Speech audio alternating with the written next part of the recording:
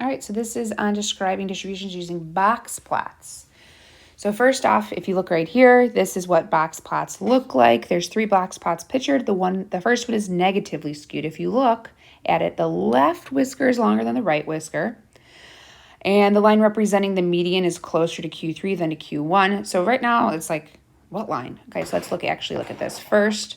This is what a box plot looks like. This right here is the minimum, right? So this is called the end whisker too. Get a pen instead of movement there. So this right here is the end whisker. That's your minimum. This first line right here is Q1. This second line right here, I don't know why I'm using blue over blue, is your median. Third line right here is Q3, and then your end whisker right there is your maximum. So 25% of the data falls between the minimum and Q1, 25 between Q1 and median and Q3 is 25, and then Q3 and max is 25% of the data. Okay, so now let's go back up here so it makes more sense. So if you thought about how this would look as a histogram, it'd be like a tail over here also. So that's negatively skewed. Okay. The left whisker is longer than the right whisker. So let's say that this is the left whisker. It's longer than the right whisker. Okay. The line representing the median, so this is the median line right here, it's closer to Q3 than it is to Q1. Okay, so the median is pushed to the right when it's negatively skewed. Symmetric, the whiskers are about equal. Okay, so if you look at your 2 whiskers right here, here and here, they're about the same size. And then your median is in the middle, right? And then Q1 and Q3 median's always in the middle, but Q1 and Q3, the median's directly in between those 2. Positively skewed, if you look, the right whisker is longer than the left whisker. Okay, so here's your right whisker. It is longer than the left whisker. And then your median is closer to Q1 than it is to Q3. Okay. All right, so as a reminder, these things are all repeats from yesterday here. The 5-number summary includes the minimum Q1, median Q3, and the maximum values. To get the range, once again, as a reminder, you're going to do the max value minus the min value. The interquartile range, which is abbreviated IQR, is the difference between the upper and the lower quartiles. So that's Q3 minus Q1. Okay. And then also as a reminder, you can find those measures of center and spread using your calculator by going stat, calculate, one variable statistics. If you scroll down, you'll see your 5-number summary. And at the top of that, you'll have your mean and standard deviation. Okay. So the only thing different about these notes is we're going to do a box plot instead of a histogram. Okay, so it says describe distribution using a box plot. The table shows the prices of homes recently sold by a realtor. If you look at the table, it's in thousands of dollars. So it's not a home for $95, it's $95,000.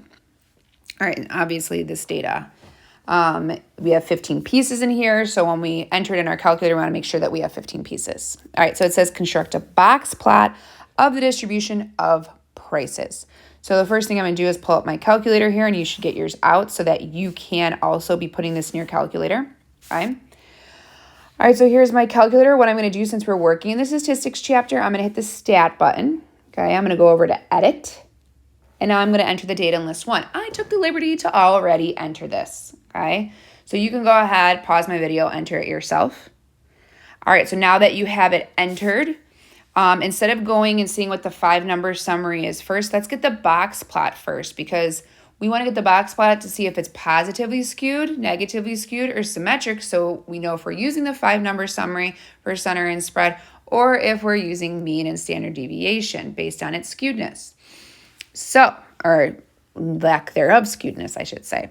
Okay, so we need a box plot. So just like when you needed a histogram, we are going to hit this. We're going to hit stat plots. Remember, you're going to do second y equals. You don't have to write this down. I'm writing it down for your notes, though. So second y equals, that's stat plot. Oops, second y equals. That'll give you, this will give you stat plot. Okay. All right, so you're going to go to your stat plot, and you're going to turn it on. Mine's still on, okay? And then you're going to go down to type, okay? So you're going to turn your stat plot on. And then you're going to go down to type, and we have 2 different options for box plot. So I'm on type right now. This was histogram from yesterday's notes, which we're not using today. But there's this that I have highlighted as a box plot, and this is a box plot. So which one are we going to use? So one of them is a modified box plot, and one's a not modified. So the one that I am on right now is not modified. This is the fifth option, right? So the fifth option is not modified. So I'll put fifth. My pen keeps turning off. Sorry, it's new. I got to adjust to using it. The fifth one, which looks like this, that's not modified. I'm going to show you not modified, and we're going to actually write it down, but then we're never going to use it again. We're going to always use the fourth option, okay, which is the modified box plot, which the picture looks like this. Oh, man, I'm not doing the best job here. This new pen, I'm just not used to it. It looks like this, and then it has like dot and dot right there. This is modified. We're going to use the modified box plot for our box plots. But once again, I want to show you the not modified versus the modified. You can go in between. If you can't tell if it's positively skewed or negatively skewed, you can use the not modified to help. But when you're drawing your box plot, you're always going to use the modified one, okay? All right, so let's start off with the not modified so you can see what it looks like. So I'm going to choose that. And then once again, zoom 9. Don't forget zoom 9, which is zoom statistics. So zoom 9. All right, so here's my box plot, okay? All right, so we're going to see where that left whisker is, Q1, median, Q3, and right whisker, because the left whisker and right whisker are median, are min and max, and I need to know what my x-axis is here. So I'm going to hit trace. It's already on the median. Okay, so it goes from 95. I'm going to write these down so I don't forget. The min is 95. Q1 is 150. And I'll do median, Q3, max. Okay. All right, so median is 165. Q3 is 170. And the max is 184. Okay, so obviously I didn't need to write those down, but I'm doing it so that I don't have to scroll back and forth again. All right, so my data goes from 95 to 184. I also knew that from right here and right here. So all right, so what I'm going to do is I'm going to make a axis here, okay? And I know that it needs to go from 95 to 184. I'm going to go by fives, right? And I'll start at 95. And then I'll go up to 185. So 95, 100, 105, 110, 115, 120, 125, 130, 135, 140, 145, 150, 55, 60, 65, 70, 75, 80, 85. Okay.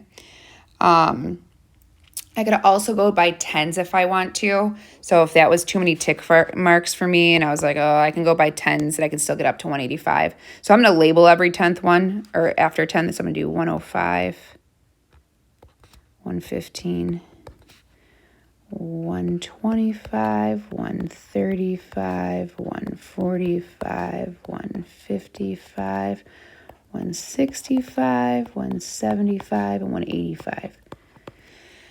Okay, I'm also going to label what this is so I don't forget to label that axis. Remember, this is home sale prices in thousands of dollars. So home sale prices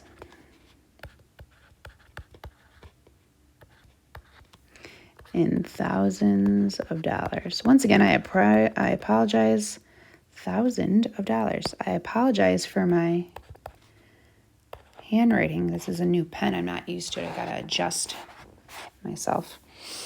Okay, so now I'm gonna do this modified box plot. So once again, the min was at 95, so I have a whisker at 95 here. Okay. And then Q1 is at 150. So I'm gonna find my 150. Oh, there we go. So 150, I'm gonna make a longer line here. I'm going to make sure it's at 150 because let's move it over a little bit. There we go. And in fact, I'm going to copy this to make my life easier. So now I need the median. The median is at 165. So I'll do one at 165. The Q3, not the Q3, but Q3 is at 170. So I need another one at 170. I like how it lines it up for me. Yes.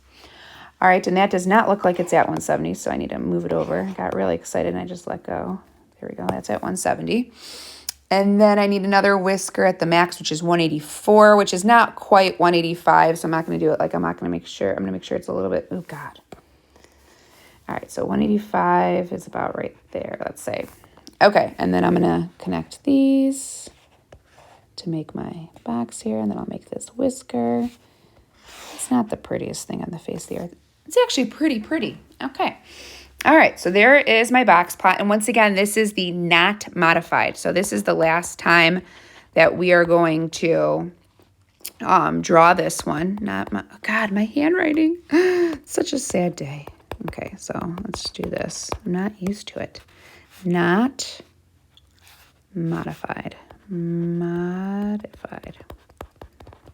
Okay, so that's the not modified box plot. I'm not going to use that again. I'm going to use the modified box plot from now on. So let's see what the modified box plot looks like. So I'm going to go back to stat plot. So second y equals. It's already on. I'm going to go down to type. And instead of choosing the modified, instead of choosing the not modified, I'm going to choose the modified. Notice another option of mark shows up. You don't have to change anything. And then I'm going to hit zoom 9. And this is what it looks like. So if you notice what it looks like, it's very similar to what the last one looked like, except for it has these 3 dots on the left side instead of that long whisker. So let's go ahead and draw this. Okay, so I'm going to hit trace once again to see where those little marks are. So we have a mark at 95. So I'm going to put a little box there. You can put a dot if you want, but I'm going to put a box so it's easier to see. And then I have 1, and that's the mins, obviously. And then I have x equals at 110.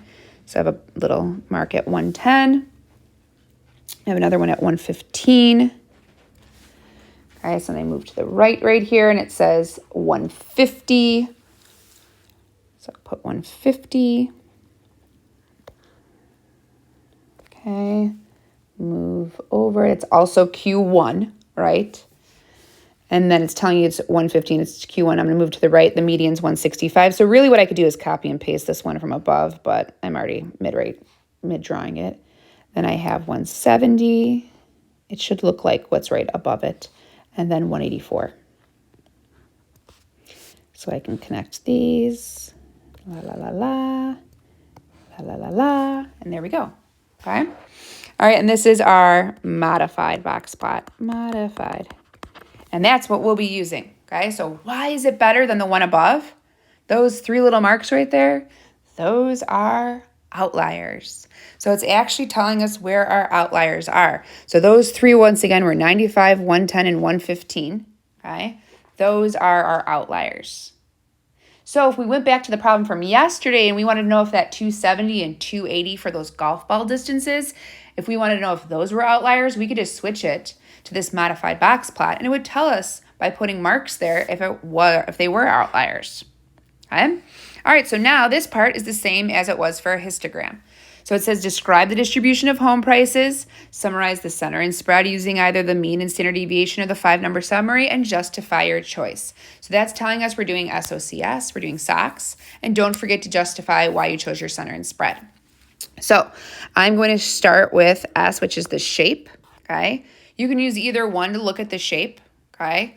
So if you look here, it's longer this way, right, to the left. So it is skewed negatively. Or if you look at the one above, you can see that too. If you can't tell from the modified, you could always switch it to not modified and see that that left whisker is longer. So we're going to say the distribution of, remember you have to use context, the distribution of, and then once again, this was home prices, is negatively skewed. Negatively skewed. Okay. Once again, this right here, home prices, this is context. Okay. This is our context. Make sure you have that. Okay. All right. Next, we have O for outliers. That's a highlighter, my bad. We have O for outliers. There were 3 outliers. So you're going to say there are 3 outliers. And you're going to say what they are. There are 3 outliers of or at. I'm going to say of. And then they were 95, 110, and 150. I'm looking here instead of at this, and this, because I can't necessarily say exactly where it is. So 3 outliers of 95,000. Don't forget that they're thousands, right? 95,000. 110 and 115. 110,000. And 115,000. Okay. So now for center and spread, I'm going to write the justification now. You can write it after or before. I'm going to do it now. So for center and spread, I'm using the 5-number summary because it's skewed, right? And there's also outliers. So I'm going to say, I can say for center and spread, the 5-number summary is used due to the fact that there are outliers and skewness. Or just like yesterday, you can say since it is skewed and there are outliers. So since the distribution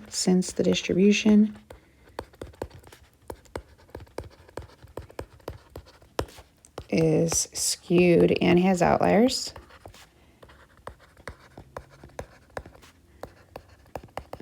I will use the 5-number summary.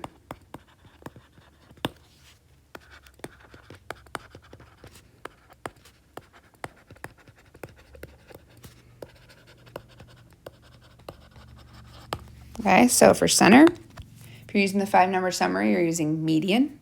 Okay, so I'll say the median home sale price is.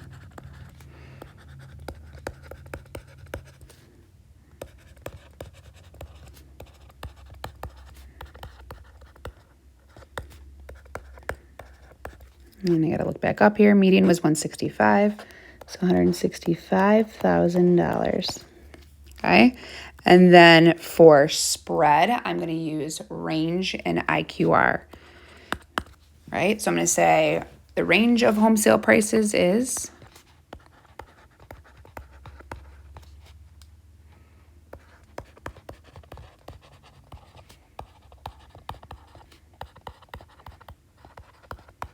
And now I need the range, which I didn't calculate yet. So remember, for range, you're doing 184 minus 95, which is 89. And then for IQR, you're doing 170 minus 150, which is 20.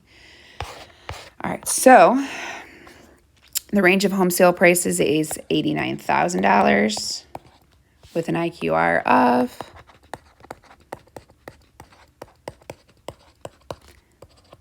$20,000. Okay. So notice it's very similar to the histograms, what we did on the previous notes, except for you're just choosing a different type of distribution in your graphing calculator here, so you can see a different, what a box plot looks like. All right, so the last one is a U-try, so you can go ahead once again and pause your video and try it yourself. What I'm going to do for this one, instead of include it in the video, what I'm going to do is I'm just going to post the answer key so you can try it yourself. That way I'm just shorting this YouTube video just a little bit. I'll post the answer key. You can check the answer key that is located in Schoology to see if you got the same answers as I did. Okay, that is it. Go ahead and work on your homework.